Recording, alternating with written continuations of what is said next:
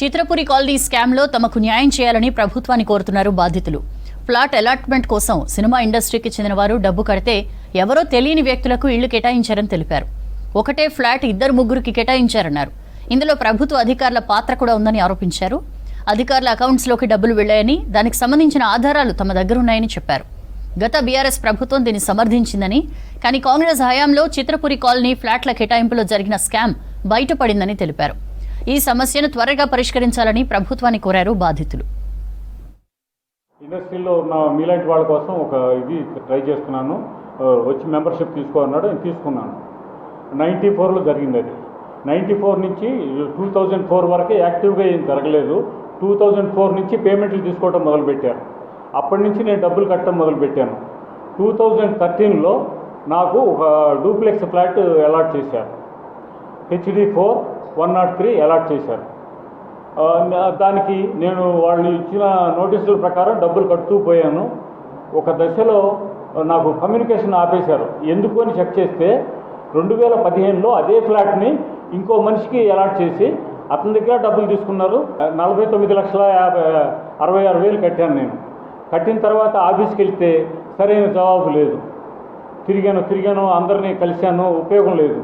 దాంతో DCO ఆఫీస్లో complaint ఇచ్చా. DCO ఆఫీస్లో కంప్లైంట్ ఇస్తే దే ఆర్డర్డ్ అన్ ఎంక్వైరీ చేసి ఆయన DCO గారు రిపోర్ట్ ఇచ్చాడు. ఈ పర్టికులర్ ఫ్లాట్ విషయంలో ఇద్దరికి అలాట్ చేశారు, ఒకే నెంబరు, ఇద్దరి దగ్గర ఫుల్ పేమెంట్ తీసుకున్నారు. కానీ రవితేజ సీనియర్ మెంబరు కనుక రవితేజకి ఇవ్వాలి, అతనికి ఇవ్వద్దు అని చెప్పారు.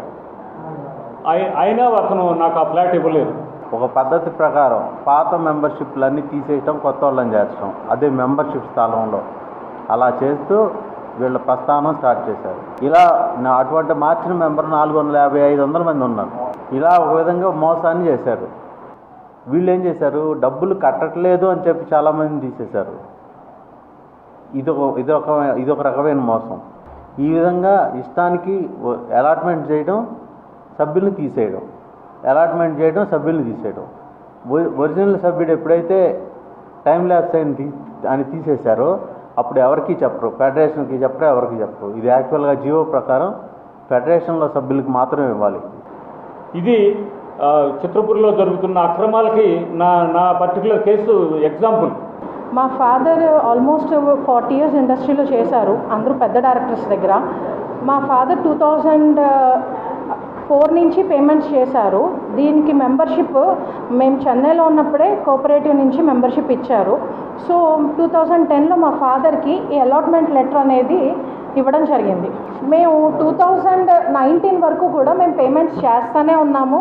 అండ్ నన్ను 2020లో నన్ను ఆఫీస్కి పిలిపించడం జరిగింది. నేను వెళ్తే 19 నంబరు మీరు తీసుకోండి, 24 కార్నర్ హౌస్ వేరే వాళ్ళు అడుగుతున్నారు, మీ హౌస్ ఇచ్చేయమని చెప్పేసి నన్ను అనిల్ గారు అండ్ వినోద్ బాలా గారు పిలిచి నన్ను అడగడం జరిగింది. సో నాకు అది ఇష్టం లేక నేను ఇవ్వనండి, అది మా ఫాదర్ కళ, సో ఆ హౌస్ నాకు ఇవ్వడం ఇష్టం లేదని నేను చాలా క్లియర్గా చెప్పానండి.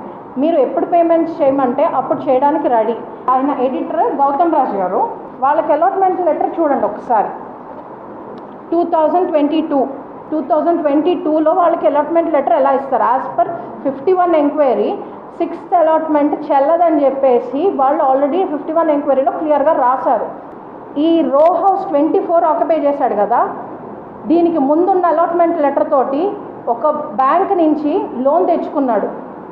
ఆ బ్యాంక్ డీటెయిల్స్ అన్నీ వన్స్ నా చేతికి వస్తే అది కూడా నేను మీడియా వాళ్ళకి ఇస్తాను. అది క్లోజ్ చేసుకొని ఈ అలాట్మెంట్ లెటర్ తీసుకుని ఇది ఆక్యుపై చేసుకున్నారు.